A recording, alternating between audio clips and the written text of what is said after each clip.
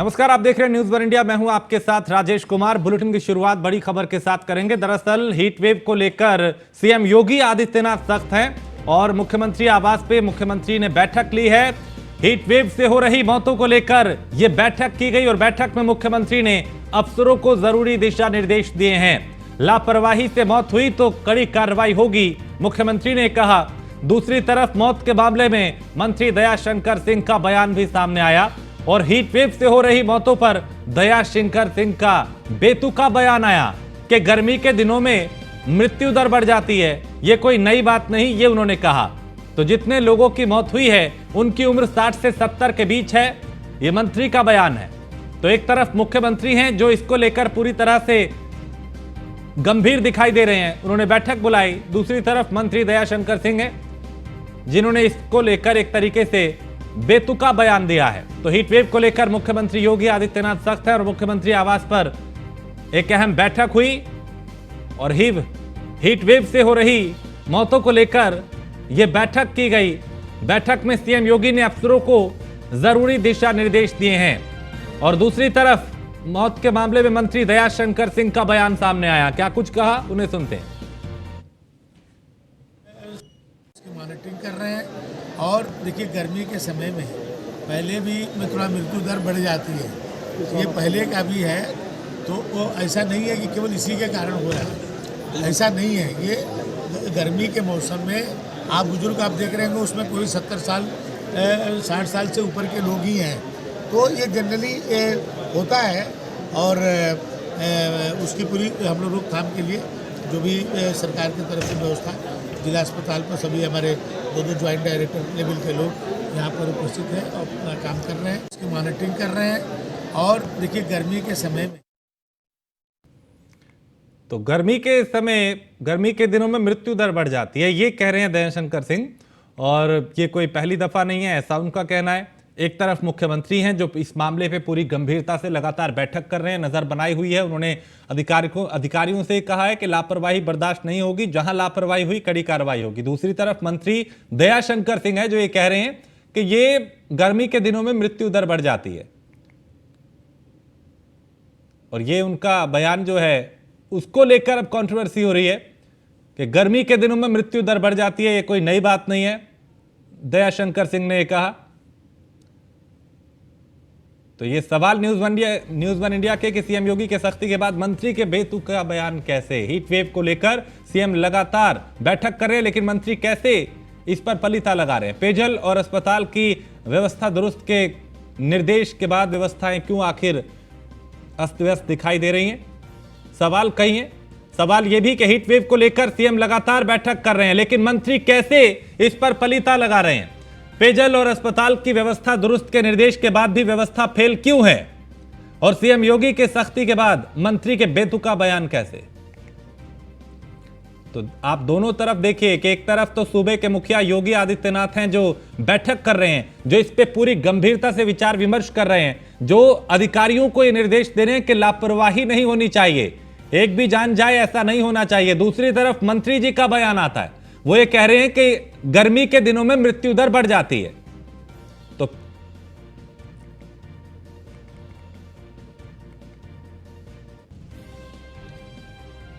तो news one India के भी ये सवाल और इसी पे हम समझेंगे। हमारे दो संवाददाता भी हमारे साथ जुड़ चुके हैं। एसके वाजपेयी हैं हमारे साथ लखनऊ से, हमारे संवाददाता सबसे पहले, और मनोज है हमारे साथ बलिया से। लेकिन एसके वाजपेयी, एक तरफ तो मुख्यमंत्री योगी आदित्यनाथ बैठक कर रहे हैं, हीट वेव को लेकर भी तरह से वो गंभीर दिखाई दे रहे हैं। दूसरी तरफ दयाशंकर सिंह ये कह रहे हैं कि गर्मी के दिनों में मृत्यु दर बढ़ जाती है। बिल्कुल निश्चित तौर पर इस तरीके के बयान सवाल जरूर खड़े करते हैं, खास तौर पर उस समय जब बलिया, देवरिया और साथ ही साथ प्रतापगढ़ जैसे जिलों में लगातार मौतें हो रही हों। 458 से ज्यादा मरीज अकेले बलिया में विभिन्न जो अस्पताल है, खासतौर पर जो उनका मंडलीय चिकित्सालय है उसमें भर्ती हुए थे, जिसमें से 103 मरीजों की मौत हो चुकी है और लगातार ये सारी खबरें हैं। बावजूद इसके अगर हम बात करें तो उत्तर प्रदेश के परिवहन मंत्री हैं दयाशंकर सिंह, चूंकि वो बलिया से ही विधायक हैं और ऐसी स्थिति में वो वहां पहुंचे थे, लेकिन पहुंचने के दौरान उनका एक बयान है जिसमें उन्होंने बताया है कि जो भी मौतें हुई हैं ये काफी उम्र दराज लोग हैं, उनकी उम्र भी उन्होंने बताई है। तो निश्चित तौर पर इस बयान को लेकर सवाल लगातार उठ रहे हैं, और सवाल इसलिए भी उठ रहे हैं कि उत्तर प्रदेश सरकार में जिम्मेदार पद पर होते हुए, उसी क्षेत्र से विधायक होते हुए, कहीं ना कहीं अगर मंत्री खुद इस तरीके के सवाल खड़े करेंगे तो निश्चित तौर पर कहीं ना कहीं बातें उठेंगी, और निश्चित तौर पर उस तरीके से बातें लगातार उठ भी रही हैं। तो कहीं ना कहीं ये चीजें लगातार है। हालांकि इस तरीके का बयान मंत्री को देने से पहले सोचना जरूर चाहिए था, जब मुख्यमंत्री योगी आदित्यनाथ खुद अफसरों से कह रहे हैं कि पूरे प्रॉपर इंतजाम किए जाएं, चाहे अस्पतालों में हो, सड़कों पर व्यवस्था की जाए, उसके अलावा जहां जहां पर भी इस तरीके की स्थितियां हैं वहां पर पेयजल के प्रॉपर इंतजाम किए जाएं, कोई मरीज पहुंचता है तो उसको प्रॉपर तौर पर इलाज दिया जाए। बहुत सारे निर्देश मुख्यमंत्री की तरफ से जारी किए जा रहे हैं। लेकिन बावजूद इसके अगर हम कहें कि दयाशंकर सिंह का यह बयान जो आया है वो निश्चित तौर पर बहुत सारे सवाल खड़े करता है। अब देखना यह भी महत्वपूर्ण होगा कि इस सवाल जो न्यूज़ वन इंडिया लगातार मंत्री के बयान पर उठा रहा है वो इस पर क्या कुछ कहते हैं। मनोज भी है बलिया से हमारे साथ। मनोज, इसी क्षेत्र से वो विधायक हैं, यहाँ पे लोगों की जान जा रही है, इसे बहुत साधारण तरीके से बता रहे हैं। दयाशंकर बिहार के रहने वाले हैं और बलिया उनका चुनाव क्षेत्र है। अब बिहार को बलिया से कितना लगाव है यह सामने दिख रहा है। वादा किए थे कि बलिया को बॉम्बे की जुहू चौपाटी बनाएंगे, लेकिन जिला चिकित्सालय में इस हीट वेव के स्थिति में दौर में भी एक मग्गा पानी की व्यवस्था नहीं करा पाए। ये वही दयाशंकर सिंह है जो आज अमानवीय तरीके से बलिया के लोगों को जलील करने पर आमादा है। सीधे तौर से कह रहे हैं कि 60 से 70 के लोग मरने वाले हैं। क्या 60 से 70 के लोग इंसान नहीं है? क्या 60 से 70 के लोगों को जीने का हक नहीं है? बलिया में रहने का हक नहीं है? ये बलिया के विधायक और उत्तर प्रदेश सरकार के ट्रांसपोर्ट मिनिस्टर दयाशंकर सिंह का बयान है। ऐसे बयान पर बलिया शर्म कर रही है उन पर कि कैसे इनको हमने यहाँ से जनप्रतिनिधि बना दिया। हमने कई लोगों से इस बात पर चर्चा की तो लोगों का यही कहना था कि जो कुछ भी दिख रहा है यह हमारी गलती का परिणाम है कि बलिया से दयाशंकर सिंह विधायक बन गए। जी एसके वाजपेयी, क्या मुख्यमंत्री, क्योंकि वो इतने गंभीर दिखाई दिए कि आज बैठक भी उन्होंने बुलाई, अधिकारियों को भी निर्देश दिए कि लापरवाही अगर की तो बख्शा नहीं जाएगा, उनकी सोच और उनके विजन पे भी पलीता लगाते दिखाई दिए दयाशंकर सिंह? बिल्कुल निश्चित तौर पर इस तरीके का बयान, वो भी उत्तर प्रदेश सरकार में जिम्मेदार पद पर होते हुए, उसी क्षेत्र से विधायक होते हुए अगर मंत्री देते हैं तो निश्चित तौर पर सवाल खड़े होते हैं। हालांकि मंत्री जब वहां निरीक्षण पर पहुंचे थे तो उनको चाहिए था, क्योंकि उसी क्षेत्र से विधायक भी हैं, उनको चाहिए कि वहां पर प्रॉपर इलाज की व्यवस्था हो। क्योंकि अगर आप देखें तो अभी भी करीब 20 से ज्यादा मरीज वहां से वाराणसी के लिए रेफर किए गए हैं, मऊ जिले के लिए रेफर किए गए हैं। तो सीधे तौर पर यह देखना चाहिए उनको कि वहां उनके जिले में बेहतर इलाज हो। चूंकि वो खुद सरकार में है, जवाबदेही उनकी है। अगर वो कह भी रहे हैं कि इस तरीके से मौतें होती रही हैं, तो सीधे तौर पर जब वो कहते हैं कि वो पार्टी विद द डिफरेंस है, तो कुछ न कुछ उनको बेहतर करना चाहिए, अपने क्षेत्र की चीजों को बेहतर करना चाहिए, प्रॉपर इलाज देना चाहिए।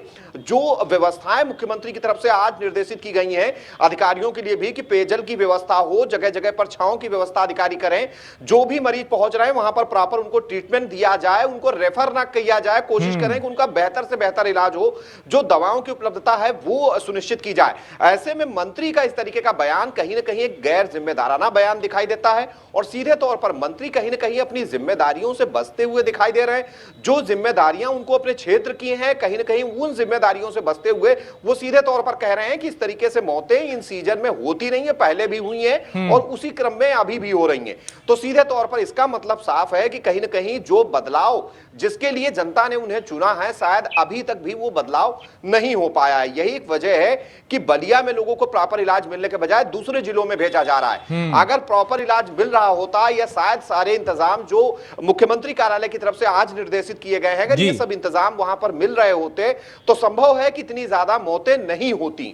लेकिन कहीं ना कहीं ये सारे चीजें हैं, और खासतौर पर मंत्री का जो बयान है वो निश्चित तौर पर इन सारी चीजों पर गंभीर सवाल खड़े करता है। और मंत्री की मंशा पर भी सवाल है कि जिन चीजों के वायदे करके वो क्षेत्र की जनता से जीत कर आए हैं, उस जनता के लिए अगर वो इस तरीके का बयान देंगे तो कहीं ना कहीं ये भी उनके ऊपर एक प्रश्न चिन्ह जरूर है कि जहां उनको व्यवस्थाएं करनी चाहिए, जिम्मेदारी लेनी चाहिए, अपनी कहीं ना कहीं जो जिम्मेदारियां हैं उनको निभाते हुए अस्पताल में या दूसरे स्थानों पर जो प्रॉपर व्यवस्थाएं करने के निर्देश हैं वो व्यवस्थाएं उनको देखनी चाहिए कि आखिर वो क्यों नहीं की गई। अफसरों ने कहां लापरवाही बरती, क्यों इतने लोगों की मौत हो गई, अस्पताल में प्रॉपर इलाज क्यों नहीं मिल पाया, क्या वजह थी कि जिला अस्पताल में भी प्रॉपर सुविधाएं नहीं थी और दूसरे जिलों में मरीजों को रेफर करना पड़ा। तो ये बहुत सारे ऐसे सवाल हैं। अब देखना यह है कि मंत्री इस पर क्या कुछ कहते हैं। मनोज, अगर यहाँ की जमीनी स्थिति को देखें, जमीनी हालात को देखें, चाहे जिला अस्पताल की, जिला चिकित्सालय की, क्या व्यवस्थाएं हैं वहां पे, क्यों आखिर लोगों की जान जा रही है? क्योंकि मंत्री का ये साधारण इसे बता देना अपने आप में कई सवाल उठाता है, लेकिन जमीनी हकीकत क्या है वहां की?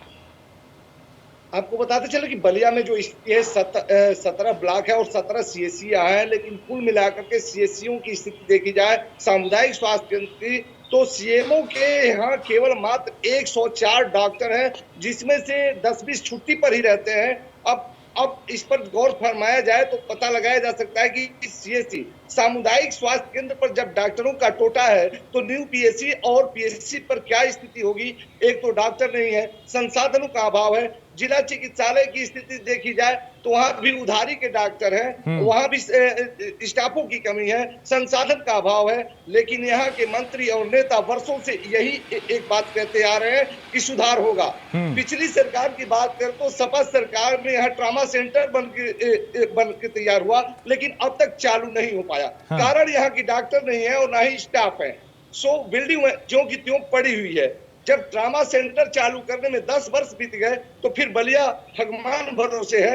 यहाँ छोटे मोटे इलाज के लिए भी लोगों को मऊ या बनारस की तरफ रुख करना पड़ता है, लेकिन यहाँ के जनप्रतिनिधि ठाठ से बोलते रहते हैं कि ऑल इज वेल। जी, अब इसके वाजपेयी, चूंकि जब गोरखपुर में इंसेफेलाइटिस का कहर था तब योगी सरकार आई थी और उस पर पूरी तरीके से काबू पाया गया। अभी अगर बलिया के हालात ऐसे हैं कि हर साल लोगों की जान जाती है, मंत्री ये कह रहे हैं, तो कोशिश तो ये होनी चाहिए थी कि उस पर काबू कैसे पाया जाए, उसको कैसे रोका जाए। एक जान की कीमत भी बहुत है, चाहे वो 70 साल का व्यक्ति हो या 60 का या 80 का।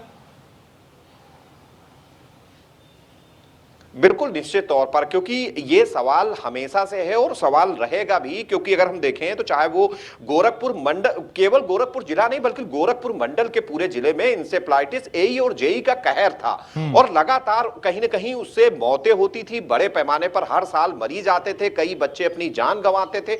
लेकिन योगी सरकार के प्रयास ने कहीं ना कहीं एई और जेई पर काफी हद तक काबू पा लिया है और अब जो इलाज है वो भी बेहतर हुआ है। तो निश्चित तौर पर ये सारी चीजें मंत्री को भी अपने क्षेत्र में करनी चाहिए और अब अगर इस तरीके से वो सवाल खुद खड़े कर रहे हैं तो निश्चित तौर पर बड़ी उनकी मंशा पर भी सवाल है कि आखिर वो इस तरीके का बयान क्यों दे रहे हैं।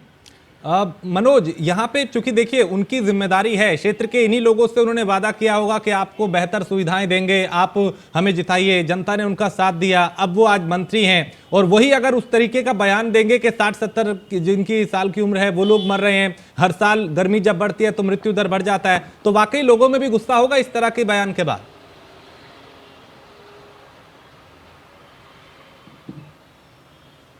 मनोज, आप सुन पा रहे हैं?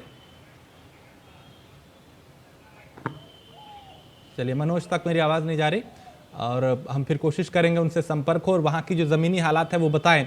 लेकिन एसके वाजपेयी, यही सवाल मैं आपसे भी जानना चाहूँगा कि लोगों ने उम्मीदों के साथ, चूंकि उनको सपने दिखाए होंगे और उन उम्मीदों के साथ लोगों ने उनको चुना, आज जब चुन लिया गया, कैबिनेट में मंत्री हैं, मंत्री बनने के बाद जिम्मेदारी ये होनी चाहिए थी कि एक भी जान ना जाए, किसी को भी नुकसान ना पहुंचे। अगर हीट वेव है उससे कैसे बचाया जाए, इसके बंदोबस्त हो। लेकिन मंत्री ये कह रहे हैं कि हर साल ये होता है, गर्मी आती है तो मृत्यु दर बढ़ जाती है।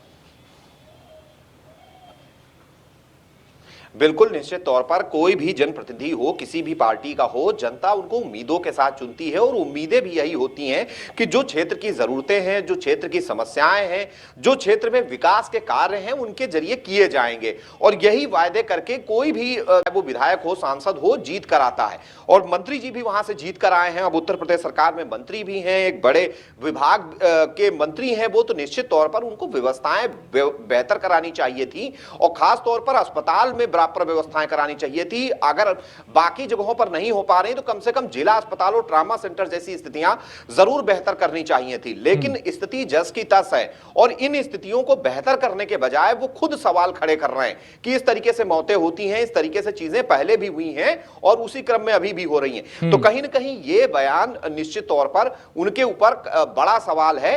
अब देखना यह है कि इस बयान को देने के बाद वो क्या सफाई पेश करते हैं इस पूरे बयान को लेकर। मनोज, अब यहाँ से क्योंकि वो क्षेत्रीय विधायक हैं, उसके बाद कैबिनेट में उनको जगह दी गई। अब जब एक जिम्मेदार मंत्री होने के नाते उनको यहाँ पे कोशिश करनी चाहिए थी कि एक भी जान का नुकसान ना हो। और मंत्री जब ये कहते हैं कि ये तो सामान्य है, जब गर्मी आती है तो हर साल लोगों की मृत्यु होती है, मृत्यु दर बढ़ जाती है, 60 से 70 साल के लोग ज्यादा इसमें उनकी जान जा रही है, लोगों में भी इस तरह के बयान को लेकर उनमें भी गुस्सा होगा?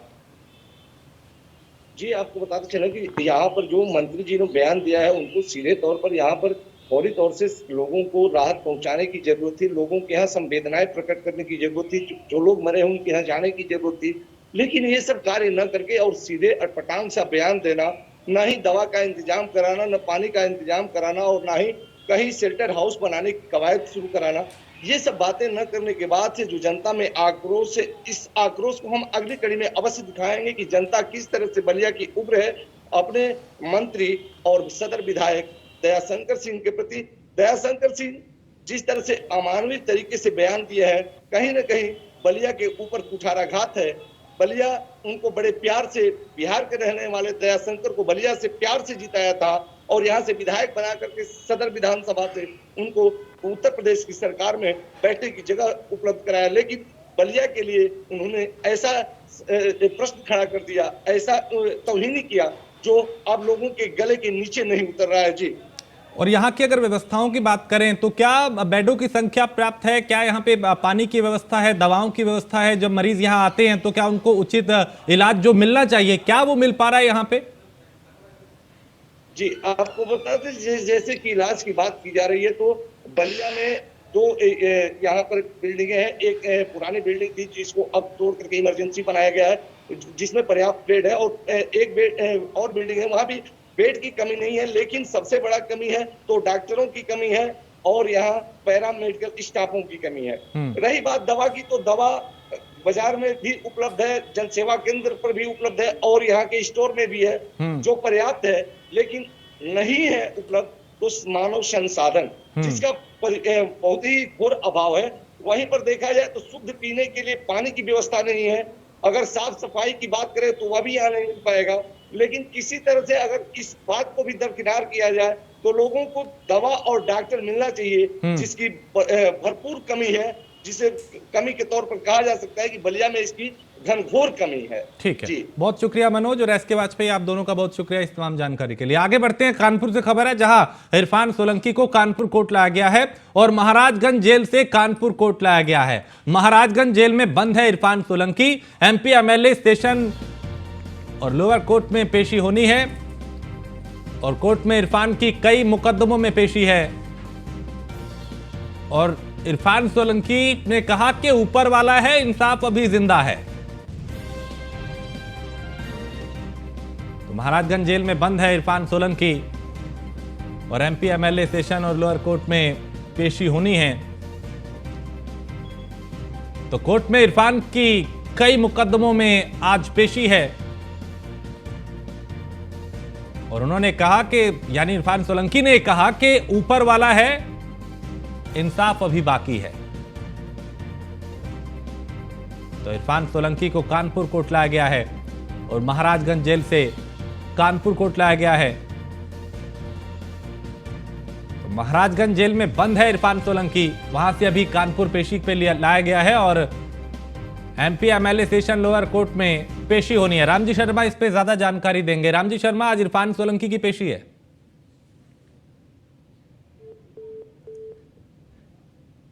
तो उनसे संपर्क नहीं हो पाया, फिर कोशिश करेंगे संपर्क और वो विस्तार से बताएं कि आज किस मामले में सुनवाई होनी है, कब तक होगी। और चूंकि इरफान सोलंकी को कानपुर कोर्ट लाया गया है और कानपुर कोर्ट में आज पेशी है, रामजी शर्मा इस पे ज्यादा जानकारी देंगे। रामजी शर्मा, इरफान सोलंकी की आज पेशी है। बिल्कुल, मैं आपको बता दूं कि आज जो समाजवादी पार्टी विधायक इरफान सोलंकी व उनके भाई रिजवान सोलंकी को आज कानपुर कोर्ट के एसरम जज और एसपी कोर्ट में पेश किया गया है। उन पर एक महिला पर जो प्लाट पे कब्जा करना और राजनीति का जो मामला था उसको लेकर लगातार उसके खिलाफ कार्रवाई की जा रही थी। इस पूरे मामले को लेकर के आज एक और मामला जो था जिस पर एक बीजेपी के कार्यकर्ता है, बीजेपी के उनके पदाधिकारी हैं जो अकील अहमद खान, उन्होंने मुकदमा दर्ज किया है इरफान सोलंकी के खिलाफ कि उन्होंने उनसे रंगदारी मांगी है और उनको जान सुनवाई धमकी दी है। इस मामले की आज सुनवाई होनी थी, इस पर आरोप आज तय होना है और जो आखिरी गवाही है वो अभी आज होना है। तो आज भारी सुरक्षा व्यवस्था के बीच में इरफान सोलंकी और उसके भाई को महाराज जेल से कानपुर कोर्ट में पेश किया गया और इस वक्त उनकी पेशी चल रही है। एमपी एमएलए कोर्ट के बाद उनको एसएम थर्ड में पेश किया जाएगा, जहां पर उनकी सुनवाई के बाद उस पर आरोप तय होने, जिसके बाद आगे की जो कार्रवाई है वो की जा सकेगी। लेकिन इरफान सोलंकी जब कानपुर कोर्ट में आएगा तो सबसे पहले उनको मीडिया दूर रखा गया, लेकिन जब ऊपर पहुंचे कोर्ट परिसर पर तो उन्होंने ऊपर से कहा कि इंसाफ अभी जिंदा है। तो कहीं ना कहीं इरफान सोलंकी को अभी भी न्याय पर भरोसा है, उनको लग रहा है कि उनको गलत सजाया गया, उनको न्याय। ठीक है, बहुत शुक्रिया राम जी जानकारी के लिए। और विश्व प्रसिद्ध गीता प्रेस अपना शताब्दी वर्ष समारोह मना रही है और शताब्दी वर्ष समारोह में ही गीता प्रेस के खाते में एक और उपलब्धि जुड़ गई है। भारत सरकार के संस्कृति मंत्रालय की तरफ से गीता प्रेस को साल 2021 के लिए अंतर्राष्ट्रीय गांधी शांति पुरस्कार देने की घोषणा की है। हालांकि स्थापना के 100 साल बीत जाने के बाद भी गीता प्रेस ने अपनी परंपरा के अनुसार आज तक कोई भी पुरस्कार स्वीकार नहीं किया है, लेकिन इस बार प्रशस्ति पत्र और सम्मान स्वीकार करने का निर्णय ट्रस्ट ने लिया है। हालांकि सम्मान के रूप में मिलने वाली 1 करोड़ रुपए की धनराशि गीता प्रेस नहीं लेगा। उन्होंने कांग्रेस की गांधी शांति पुरस्कार गीता प्रेस को मिलने पर दी गई टिप्पणी पर कहा कि गीता प्रेस किसी भी तरह की राजनीतिक टिप्पणी का जवाब नहीं देना चाहती। गीता प्रेस से अब तक लगभग 93 कौन पुस्तकें प्रकाशित हो चुकी हैं। इसमें कल्याण की प्रकाशित पत्रिका जो है उसको जोड़ करके, और इस शताब्दी वर्ष में हम लोगों ने लगभग 2 करोड़ 40 लाख पुस्तकें पाठकों को उपलब्ध कराई हैं, जिसका मूल्य लगभग 111 करोड़ रुपए से अधिक रहा है। सर, कांग्रेस ने और जयराम रमेश जी ने सवाल उठाए हैं इस पुरस्कार पे और कहा कि ये पुरस्कार गीता प्रेस को देना ठीक उचित रहे जिस तरह गोडसे और सावरकर को पुरस्कार है। इसका जवाब तो हम नहीं दे सकते, इसका जवाब तो पुरस्कार देने वाली कमेटी को देना चाहिए और वही इसका उत्तर भी देंगे। हम तो केवल ये बात जरूर है कि गीता प्रेस अपने 100 वर्ष के इतिहास में किसी प्रकार का पुरस्कार स्वीकार नहीं किया है। और खबर नोएडा से है, जहां सर्विस चार्ज को लेकर मॉल में मारपीट हुई और एक परिवार के साथ बाउंसरों ने मारपीट की है। मारपीट का वीडियो सोशल मीडिया पे वायरल हो रहा है और वीडियो वायरल होने के बाद पुलिस जांच में जुटी है।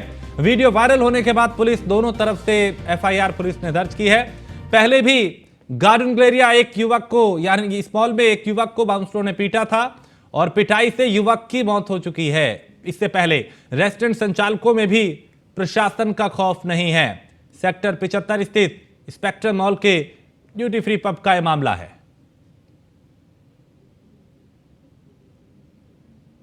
तो मारपीट का ये जो वीडियो है वो वायरल हो रहा है, जहां बाउंसरों की गुंडागर्दी एक बार फिर सामने आई। एक परिवार के साथ मारपीट की गई है।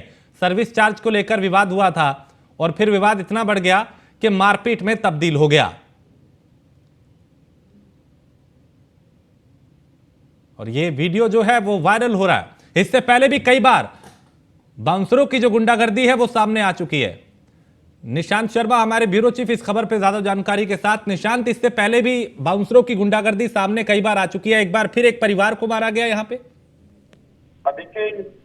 मॉल के ड्यूटी फ्री रेस्टोरेंट पब का ये वीडियो बताया जा रहा है। जिस तरीके से देखा जाए कि एक्स्ट्रा पैसा मांगने को लेकर, जो चार्ज को लेकर कहीं ना कहीं मारपीट की जाती है, बाउंसरों द्वारा बुरी तरीके से मारपीट की जाती है। हालांकि इस वीडियो में साफ तौर पर देखा जा सकता है कि वीडियो के अंदर महिलाएं भी दिखाई दे रही है, लेकिन कहीं ना कहीं बेखौफ जो गुंडे हैं, बेखौफ जो बाउंसर हैं, वो खुलेआम उसको मारते पीटते रहते हैं। हालांकि पूर्व में भी देखा जाए कि गार्डन गैलेरिया में एक रेस्टोरेंट के अंदर पीटते पीटते इसी तरीके की घटना हुई और उसकी मौत हो गई। तो कहीं ना कहीं कहा जा सकता है कि पुलिस प्रशासन का बिल्कुल भी इनको खौफ नहीं दिखाई दे रहा है। हालांकि वीडियो वायरल के बाद अब दोनों तरफ से एफआईआर दर्ज कर ली गई है। रेस्टोरेंट संचालकों के खिलाफ भी, बाउंसरों के खिलाफ भी, और दूसरी तरफ से जो परिवार जो खाना खाने आया था उसके खिलाफ भी एफआईआर दर्ज की गई है। अब जो दोनों तरफ वीडियो जांच के बाद पुलिस जो है कार्रवाई की बात कर रही है। बहुत शुक्रिया निशांत जानकारी के लिए। तो ये वीडियो जो है वो वायरल हो रहा है और इससे पहले भी कई बार बाउंसरों की जो गुंडागर्दी है वो सामने आ चुकी है। तो एक परिवार के साथ यहां पे मारपीट की गई।